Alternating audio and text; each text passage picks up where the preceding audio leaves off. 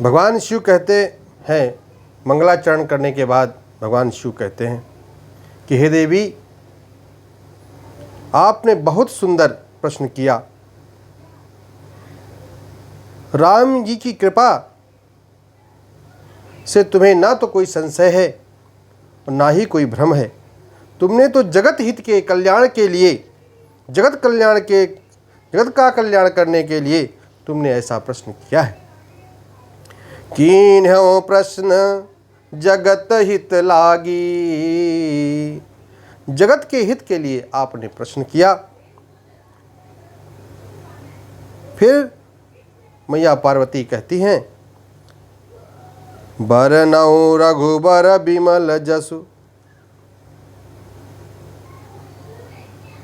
संसार का हित करना चाहती हैं पार्वती मैया ने कहा था, बरनऊ रघुबर बिमल जसु, श्रुत सिद्धांत निचोर। वेद का सिद्धांत, ये निष्कर्ष क्या है? कागभूषणी जी महाराज कह रहे हैं, श्रुति सिद्धांत है और गारे, श्रुति सिद्धांत है और गारे, राम भजिय सब काज बिसारी।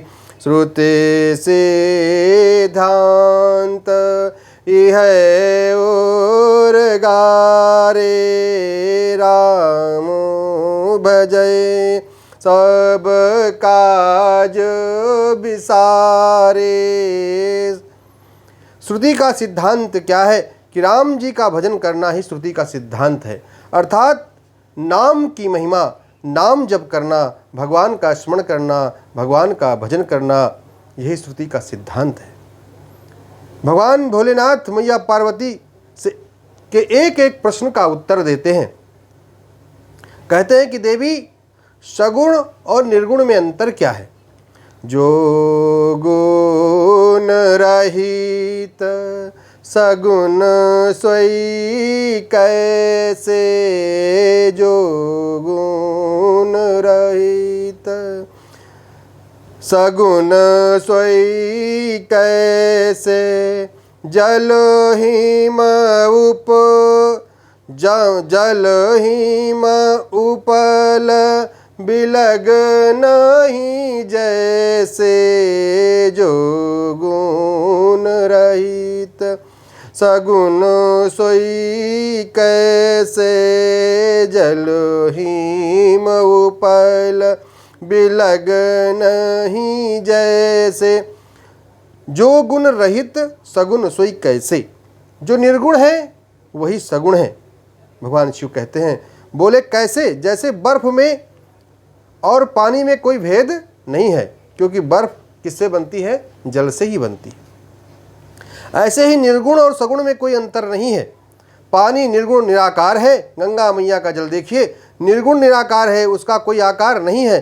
पर उसी जल को जब हम कमंडल में भर कर ले आते हैं, तब वो जो जल साकार हो जाता है, क्योंकि कमंडल का आकार उसने ग्रहण कर लिया है। इसी प्रकार भगवान तो निर्गुण निराकार हैं, लेकिन हमारे हृदय का जैसा भाव होता है, कहते भाव जैसा मन में भाव होता है, कहते हृदय में जैसा भाव होता है, उसी प्रकार पात्र बन करके भगवान साकार रूप बना लेते हैं, सामने प्रकट हो जाते हैं।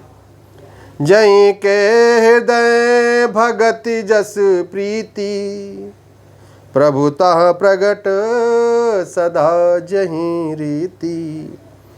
पानी बर्फ तो बनता है लेकिन आकार नहीं बनाता। आकार तो हमें देना पड़ता है। जैसे पानी को हमने फ्रीजर में रख दिया तो बर्फ बन गया, पर आकार तो हमने दिया। लोटे में अगर रख देंगे तो लोटे का आकार ग्रहण कर लेगा। ग्लास में अगर पानी भर करके रख देंगे तो ग्लास का आकार ग्रहण करेगा। इसी प्रकार भगवान निराकार से साकार तो बनते हैं, लेकिन भावना जैसी हमारी होती है, जैसी भावना हमारी होती है, हमारी भावना का पात्र होता है, उसी पात्र को आकार बना करके भगवान उसमें प्रकट हो जाते हैं। जो सगुण और निर्गुण में कहीं कोई भेद नहीं है। राम सच्चिदानंद दिनेशा, राम सच्चिदानंद दिनेशा, नहीं ताह मोह निशा लवलेशा। भगवान शिव मैया पार्वती को समझाते हुए कहते हैं कि देवी, जहाँ श्री रघुनाथ जी हैं, कहते राम जी क्या है? राम सच्चिदानंद दिनेशा। दिनेश का मतलब होता है, दिनेशा मतलब सूर्य, अर्थात श्री रघुनाथ जी हमारे क्या हैं? सूर्य के समान हैं। और जहाँ श्री रघुनाथ जी हैं वहाँ पर नहीं तहाँ मोह निशा लवलेशा, वहाँ पर मोह रूपी रात्रि का प्रश्न ही नहीं उठता है। हरस विषाद ज्ञान अज्ञाना, हरस विषाद ज्ञान अज्ञाना, जीव धर्म अहिमित अभिमाना। हर्ष विषाद ज्ञान अज्ञानता अस्मिता अहंकार ये जीव के धर्म है। राम ब्रह्म व्यापक जग जाना, परमानंद परेश पुराना। राम तो पर ब्रह्म है, परम पुरुष हैं, पुरुष प्रसिद्ध प्रकाश निधि प्रगट परावरनाथ। रघुकुल मणि मम स्वामी सोई, कहे शिवनायो माथ। काशी रघुनाथ जी मेरे आराध्य हैं, वही परम ब्रह्म हैं।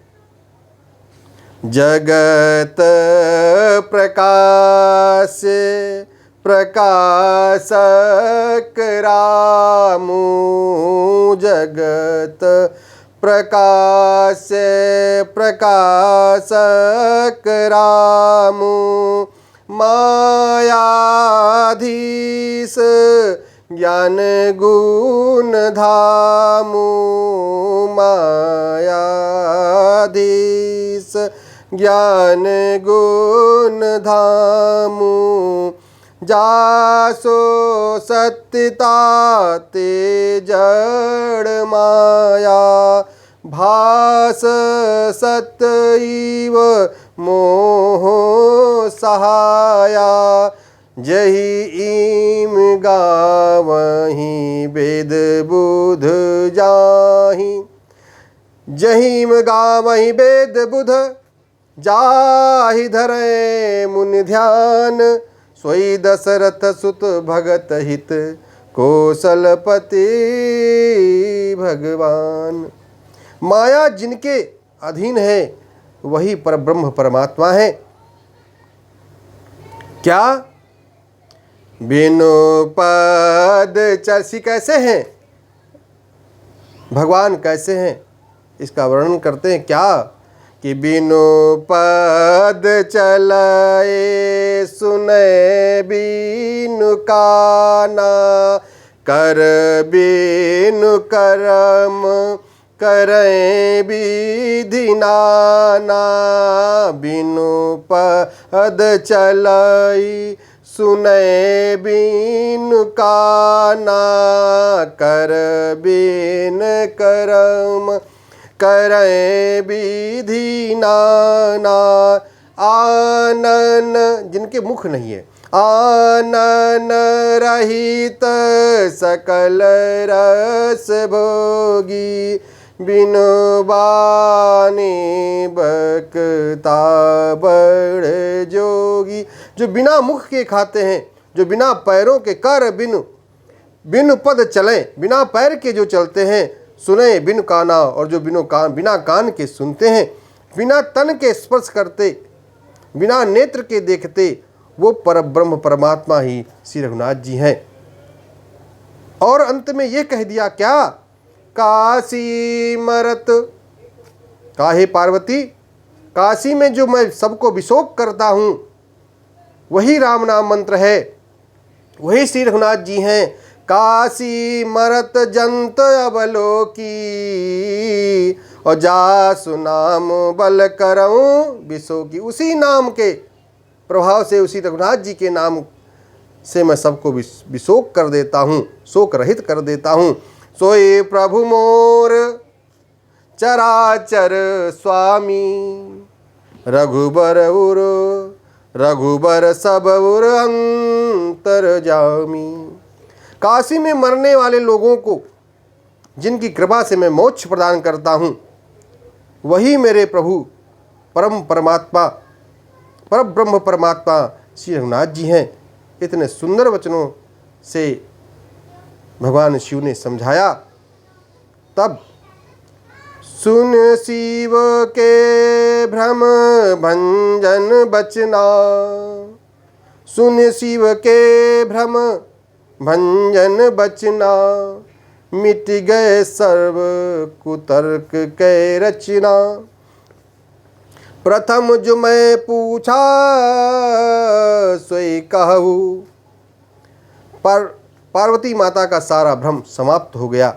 राम जी के चरण कमलों में और प्रेम हो गया। पार्वती मैया ने कहा, बस बस भोलेनाथ, अब तो मेरा सारा संदेह ही समाप्त हो गया है। अब केवल राम कथा सुनाइए, राम कथा सुनना चाहती हूँ। मैं प्रथम जो मैं पूछा सोई कहूँ, जो मैंने पहले पूछा है, आप केवल हमें रामचरित्र सुनाइए। बस भोलेनाथ प्रसन्न हो गए। भोलेनाथ कहते हैं कि देवी, पहले मैं भगवान के अवतार लेने के कारण सुनाता हूँ। कहा, भगवान के जन्म लेने के 5 कारण बताया। क्या कहा? पहला जो कारण है, पहला जय विजय को सनकादिकों का श्राप। दूसरा कारण क्या है भगवान के जन्म लेने का?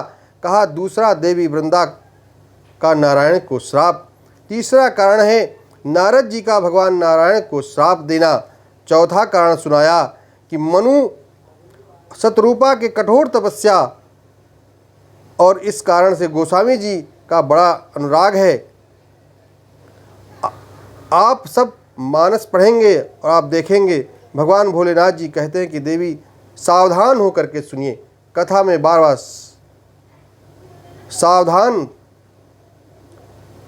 अब मैं तुमको वो कारण सुनाता हूँ जिसके लिए परब्रह्म परमात्मा मानव शरीर धारण किए के प्रकट हुए। क्योंकि इस कारण से मेरा अत्यधिक लगाव है। वो इसलिए क्योंकि वे ये तपस्या से प्रभु का प्रकट होना, प्रागट्य होना, उससे प्रकट होना तपस्या मनु शतरूपा जी ने किया। बाकी जो कुछ किनाए उसमें प्रभु का अवतार श्राप से हुआ है। प्रताप भानु को ब्राह्मणों को श्राप, 5वां कारण उन्होंने बताया, प्रताप भानु को ब्राह्मणों का श्राप देना। भगवान शिव कहते हैं कि देवी, एक बार तो तुम्हारे गुरुदेव ने ही भगवान विष्णु को श्राप दे दिया था। पार्वती मैया, इस प्रसंग को भगवान शिव ने बहुत धीरे से कहा। पार्वती मैया सुन करके चकित हो गईं। क्या कहा? क्योंकि नारद जी उनके गुरु हैं।